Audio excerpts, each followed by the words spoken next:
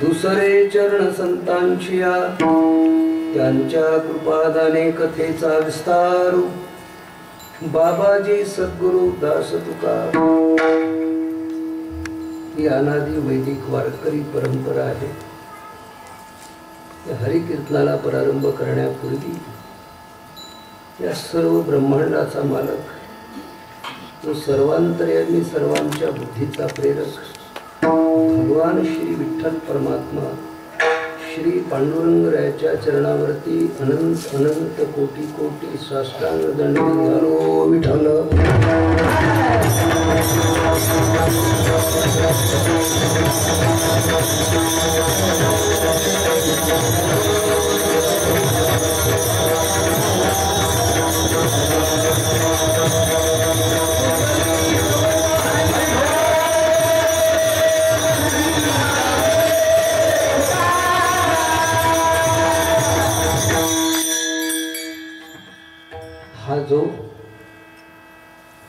काळापासून वारकऱ्यांच्या परंपरेत चालत आलेला रिवाज आहे. काही लोकांची शंका अशी असू शकेल की वारकऱ्यांची परंपरा ही ज्ञानदेवी रचिला पाया इथपासूनच आहे की काय, अशी शंका असेल कोणाला. परंतु संप्रदाय या शब्दाचा शास्त्रीय अर्थच असा आहे की जो अनादी असावा, वेदानुमोदित असावा, ईश्वर मान्य असावा आणि त्याला फळ असावं. अशा 4 अवच्छेदात जो राहतो त्याचं नाव आहे संप्रदाय.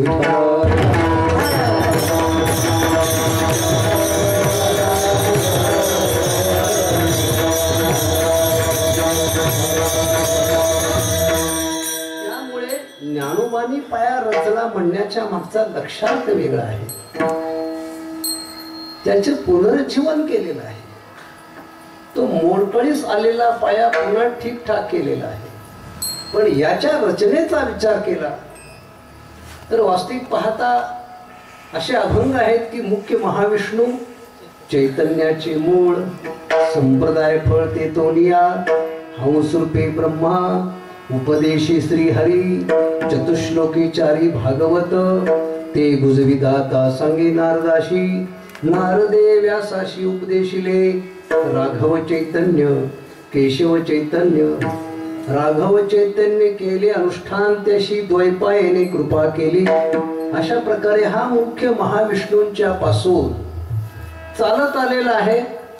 याचा अर्थ या 2 परंपरा आहेत. विष्णू पासून आलेली देवांच्या म्हणजे एक रचनेची परंपरा आहे, तर याच बरोबर आदिनाथ गुरूंच्या पासून याच्या गुरु परंपरेचा एक भाग आहे. अशामुळे ही परंपरा अनादी आहे. पण मात्र ज्ञानोबांनी त्याच्यामध्ये पाया रचला म्हणण्याचं कारण आहे की त्या परंपरेमधले काही दोष आहेत ते घालवले आहेत. त्या परंपरेमध्ये जो तत्वज्ञानाचा अभाव होत होता त्याची भरपाई केलेली आहे. आणि म्हणून म्हणतात ज्ञानदेवे रचिला पाया असा अर्थ आहे. नाहीतर हा अनादीच आहे. आणि असा अनादी आहे म्हणजे संप्रदाय आहे. आणि म्हणून या संप्रदायाची रीती आहे ती अनादी काळापासून आहे.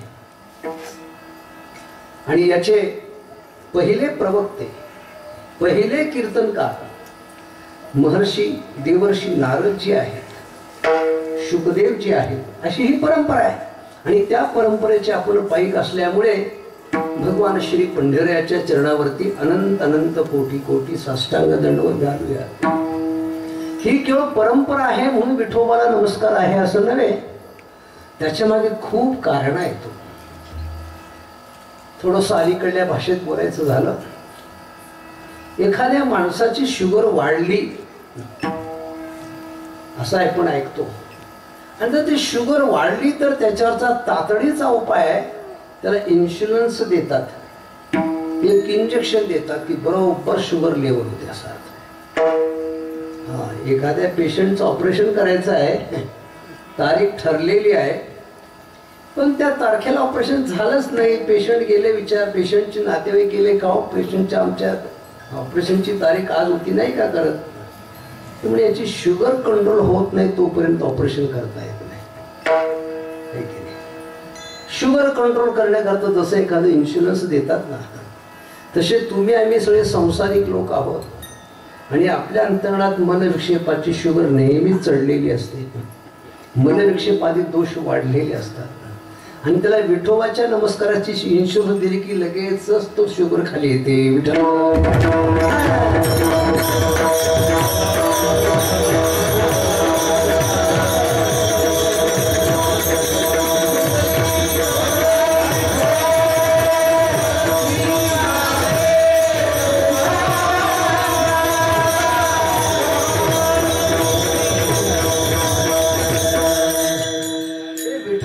नमस्काराचं फळ आहे.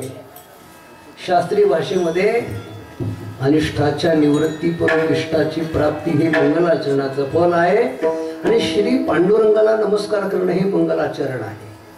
का मंगलाचरण आहे? नमस्कार करणं जो मंगलस्वरूप परमात्मा आहे त्याच्यासाठी केला नमस्कार रूप आचरण ते मंगलाचरण आहे. आणि प्रत्येक वैदिक धार्मिक कार्यक्रमाच्या पूर्वी मंगलाचरण करण्याची पद्धत आहे. म्हणून आपण श्री पंढऱ्याला नमस्कार केला. पण तेवढ्याने कीर्तन प्रारंभ होत नाही. जसं शुगर कंट्रोल झाल्यावर मग ऑपरेशन असतं, तसं देवाच्या नमस्कारातून महामळे मन होते जे गादले, शुद्ध चोखाळले स्फटिक जैसे. मग पुढे काय? श्रवणाची वाट चोखाळले शुद्ध, श्रवणाची योग्यता तयार झाली. आणि श्रवणाची योग्यता तयार झाल्यानंतर ज्यांच्या मुखातून श्रवण करायचं असतं ते संत मायबाप असतात.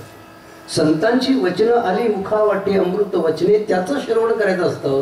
आणि मग ज्यांच्या वचनाचं श्रवण करायचं आहे त्यांना एकदा नमस्कार करणं भागच आहे ना. दुसरे चरण संतांची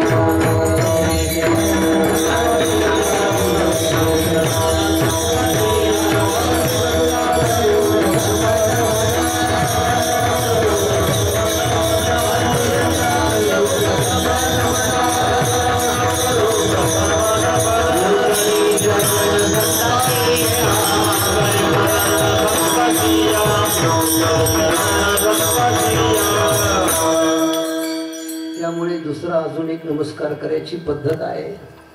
आणि तो नमस्कार संत श्रेष्ठ भगवान श्री ज्ञानेश्वर महाराज ज्यांचा अभंग सेवेकरता निवडला ते जगद्गुरु श्रीमंत श्री तुकाराम महाराज या उभय महासाधूंच्या चरणावरही अनंत अनंत कोटी कोटी साष्टांग दंडवत घालू. त्याचबरोबर आपल्या गावाचं नाव वाकडी असले तरी माणसं सरळ आहेत. यांचा परमार्थ सरळ आहे. परंपरेत नाव पडलं असेल असू द्या. का सरळ आहेत याचं कारण या गावकऱ्यांच्या वरती, इथल्या मानवमात्रांच्या वरती अगदी बंकट स्वामी महाराजांच्या सारख्या साधू पुरुषांचे आशीर्वाद आहे. आळंदीमध्ये ज्या दिग्गज लोकांनी महाराष्ट्राची धोरा सांभाळली अशा थोर साधूंचे आशीर्वाद आपल्या गावावरती आहेत. शिवाय हा मराठवाडा म्हणजे एक अर्थाने संतांची भूमी आहे. अनेक अनेक संत, गोरोबा काका इकडे, सगळे संत इकडलेच आहेत. अलीकडल्या काळात ज्ञानेश्वर माऊली, उत्तरेश्वर पिंपरीकर अशा सगळ्या साधू पुरुषांच्या आशीर्वादाने आपलं गाव संपन्न आहे. आणि त्यामुळे अशाही साधू पुरुषांना नमस्कार करणं उचित आहे. अशा सर्व महापुरुषांना व माझे गुरुवर्य श्रोत्रिय ब्रह्मनिष्ठ वैकुंठवासी श्री शंकर महाराज कंधारकर या गुरुमूर्तींना हृदयात स्थान देऊन सर्व वारकरी संत आणि भगवत स्वरूप श्रोते मंडळी सर्वांना प्रेमपूर्वक नमस्कार करून सेवेला प्रारंभ करू.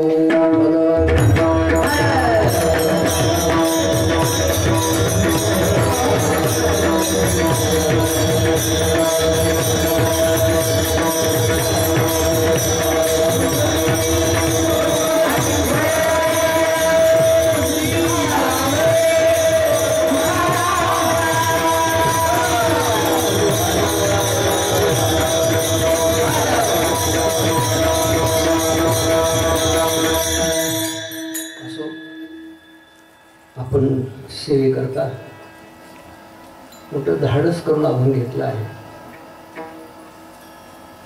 धाडस याच्यासाठी म्हणायचं की तुकोबांच्या अभंगाचा अर्थ करणं हे कोणी वेड्या गवळ्याचं काम नाहीच नाही, परंतु मोठमोठ्या शास्त्री पंडिताचं सुद्धा काम नाही. शास्त्री पंडितच कसले घेऊन बसलो आपण, मोठमोठ्या साधू संतांचं ते काम नाही. विठ्ठल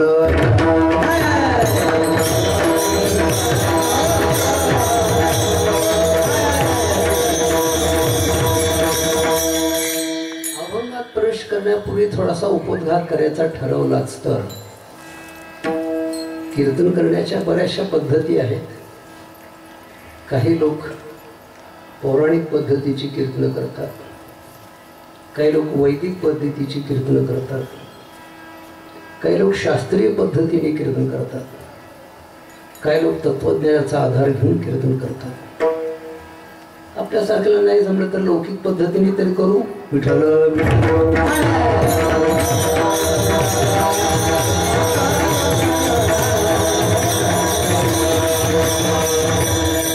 त्यामुळे एखादा विषय सांगण्यापूर्वी त्याचा उपोद्घात जर करता आला तर ते थोडं सुंदर होत आहे. म्हणून अभंगाचा अर्थ मनात ठेवून तत्संबंधी अधिक बोलणे याला उपोद्घात म्हणतात. तर असं एखादं चिंतन करू शकतो आपण. जर त्याच्याने कीर्तनाची गोडी वाढत असेल, अभंगाचं महात्म्य वाढत असेल किंवा अभंगाचं महात्म्य कळायला मदत होत असेल तर असा उपोद्घात करायला हरकत नाही. पण असं आहे की याच अभंगाचा पुन्हा पुन्हा वेगळा वेगळा वेगळा उपोद्घात होऊ शकतो, अशा अर्थाचे अभंग आहेत. गेल्या 350 वर्षामध्ये अशा अभंगावर अनेक मोठमोठ्या महापुरुषांनी कीर्तन केलेली आहेत आणि त्यामुळे त्या कीर्तनाचे अर्थ संपलेत, अभंगाचा अर्थ संपलाय आता, असं कधी होत नाही महाराज, असं कधीही होत नाही. कितीही मोठाले संत पुन्हा पुन्हा जन्म घेऊन अवतार घेऊन जरी या अभंगावर पुन्हा पुन्हा जन्मभर कीर्तन केली तरी अर्थ शिल्लकच आहे. विठाल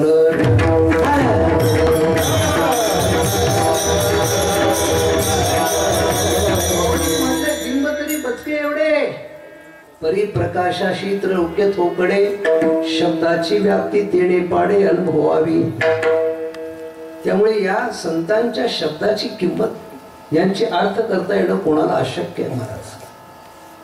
आणि त्यातल्या त्या तुकोबांचे अभंग असं म्हणण्याचं कारण आहे की आपल्या सनातन हिंदू धर्माच्या परंपरेमध्ये 4 युगाकरता प्रत्येक युगाकरता एक एक जगद्गुरूची नियुक्ती झालेली आहे. प्रत्येक युगात एकच जगद्गुरू. संत लाखो असतील, महापुरुष अनंत असतील, पण जगद्गुरू एक. कृतयुगाचे जगद्गुरू ब्रह्मदेव आहेत, त्रेतायुगाचे जगद्गुरू भगवान वशिष्ठ आहेत, द्वापार युगाचे जगद्गुरू कृष्ण मंदे जगद्गुरू आहेत. पण कलियुगाला डबल इंजिनचं सरकार मिळालंय. पहिले जगद्गुरू पूज्यपाद भगवान शंकराचार्य आणि दुसरे जगद्गुरू श्री तुकाराम महाराज. विठ्ठल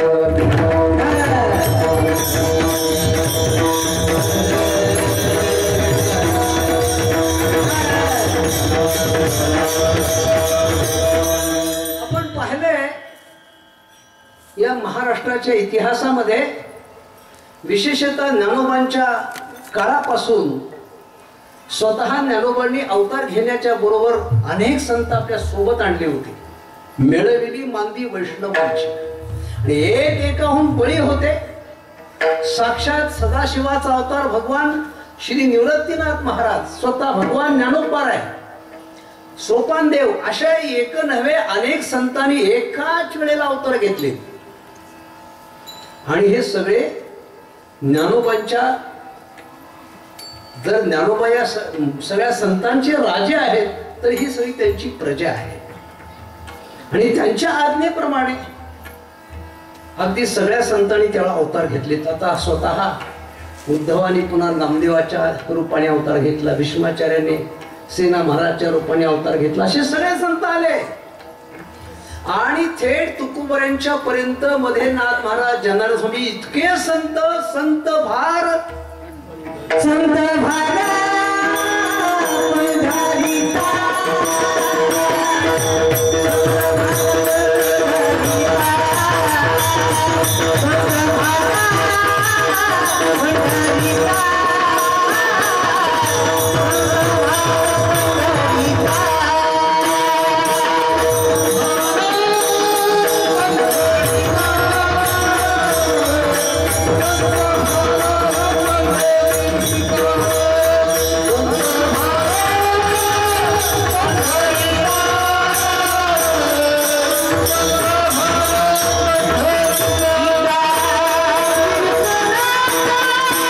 Yeah.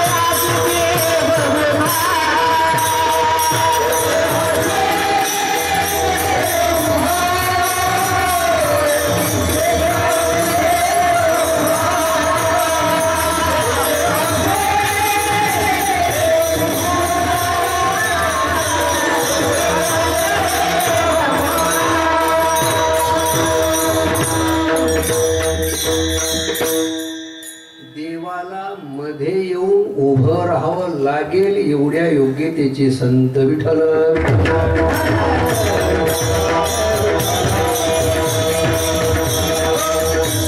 आणि असे 10-5 नव्हे, दोहीचा हाट भरले घनदाट, अपार मिळाले वारकरी रे. असे अनेक संत महाराष्ट्रात आले, पण जगद्गुरु एक तुकारामच झाले विठ्ठल.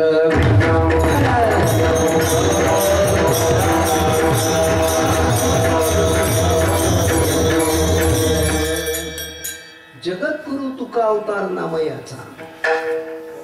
नामदेव जगद्गुरु नाहीत, पण नामदेवांचा अवतार तुकाराम महाराज जगद्गुरु आहेत विठ्ठल.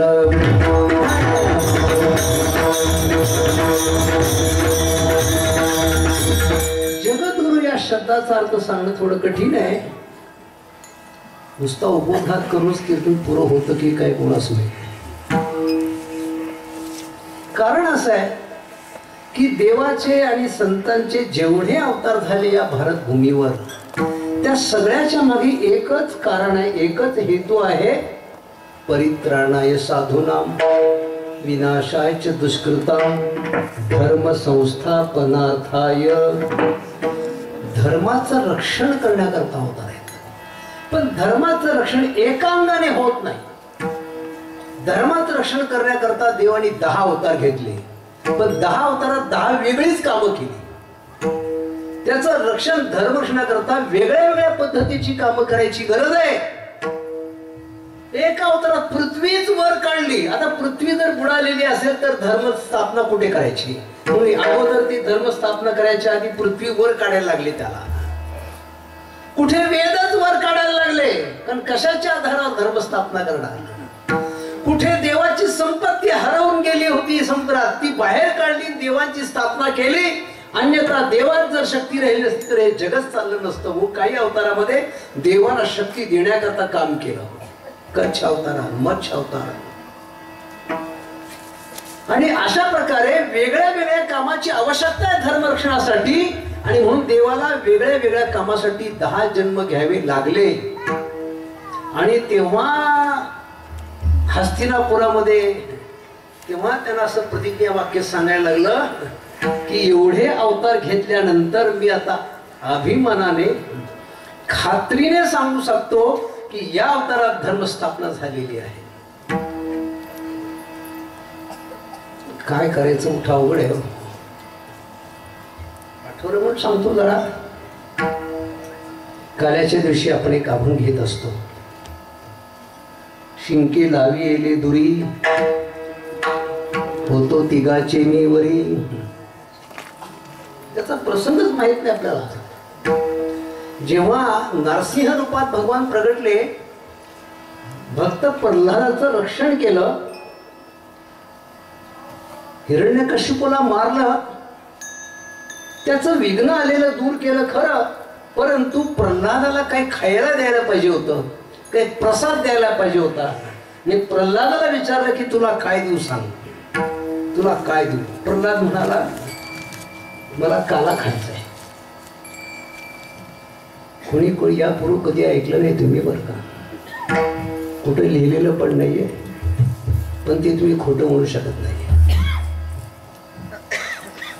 तेव्हा भगवान म्हणाले ठीक आहे तुला काला देता येईल, पण तू आता नाही.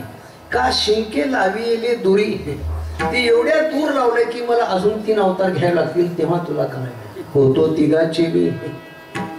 मला आधी वामन व्हावा लागेल, पुन्हा परशुराम व्हावा लागेल, मग राम व्हावा लागेल, आणि हे 3 अवतार झाल्यावर मी पुन्हा तिघाच्या वर येईन, तेव्हा मला काला देण्याचा अधिकार येईल.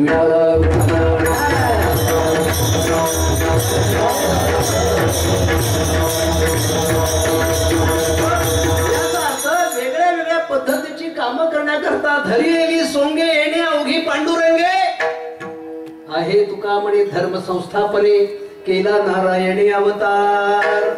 मग जर अशा प्रकारे धर्मरक्षणाचं काम करण्याकरता भगवान परमात्मा एवढे जन्म घ्यावे लागतात, आणि त्याला त्याच्यासोबत आपले भक्तही सोबत घ्यावे लागतात. अनंत अवतार तुका देवा बरोबर.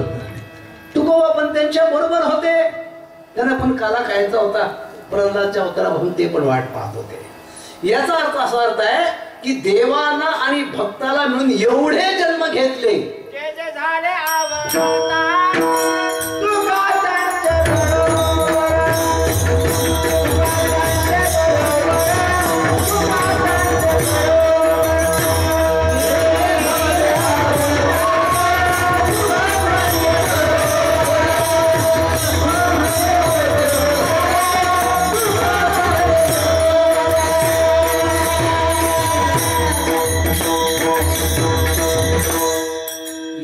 सगळ्या प्रकारचा प्रयास केल्यानंतर मग सबका साथ सबका विकास, तेव्हा हा तुकोबांचा अवतार जगद्गुरु रूपाने झाला। जगद्गुरु याचा अर्थ देवाच्या 10ही अवताराचं काम, देवाच्या 10ही अवताराच्या कार्याचं स्वरूप याचं पूर्ण ज्ञान असून ते काम करायची क्षमता ज्यांच्यात आहे, नवे नवे की ज्यांच्या एक एक वचनामध्ये तुकोबांच्या मुखातून एखादा अभंग निघण्याकरता एवढा लांबचा प्रवास त्यांना करायला लागलाय। जसं ज्ञानोबा म्हणतात की माझ्या सत्यवादाचे तप वाचा केले बहुत कल्प, पुष्कळ कल्पात हे तपश्चर्या केलेली आहे, एक वाक्य मुखातून निघाले एवढ्या अमृतासारखं वाक्य। तसे तुकोबांचे अभंग, तुकोबा जगद्गुरु होण्याकरता एवढा मोठा प्रवास करायला लागलाय आणि कलियुगात विशेषतः करून शेवटचे जगद्गुरु असलेला मान मिळाला। किंबहुना बाकीचे जगद्गुरु आहेत ना, प्रत्येक युगातले एखादा पायाच्या ठिकाणी आहे, एखादा खांबाच्या ठिकाणी आहे, एखादा विस्तराच्या ठिकाणी आहे, पण कळसाच्या ठिकाणी असले जगद्गुरु तुकाराम महाराज आहेत। विठ्ठल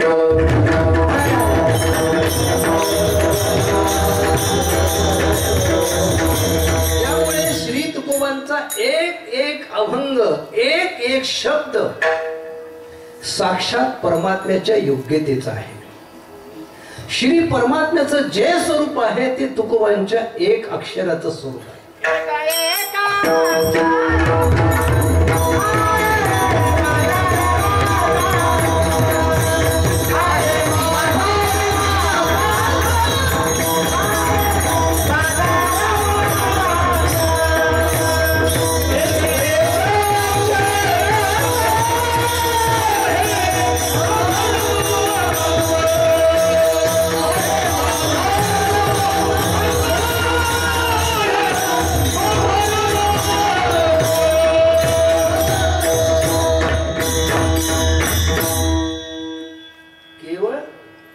तुकाराम महाराज स्वरूपाने ब्रह्माच्या तुलनेला तुकले असं नाही, तुकाराम महाराजचे शब्द सुद्धा ब्रह्माच्या तुलनेला तुकलेले आहेत। मग अशा शब्दांचा अर्थ करायची कोणाची योग्यता आहे महाराज? कोण याचा विचार करू शकणार? परंतु या वारकऱ्यांच्या सानिध्यामध्ये कीर्तनाच्या व्यासपीठावरती श्री तुकोबाच्या अभंगाचं पूजन करावं या हेतूने अभंग घेतला आहे।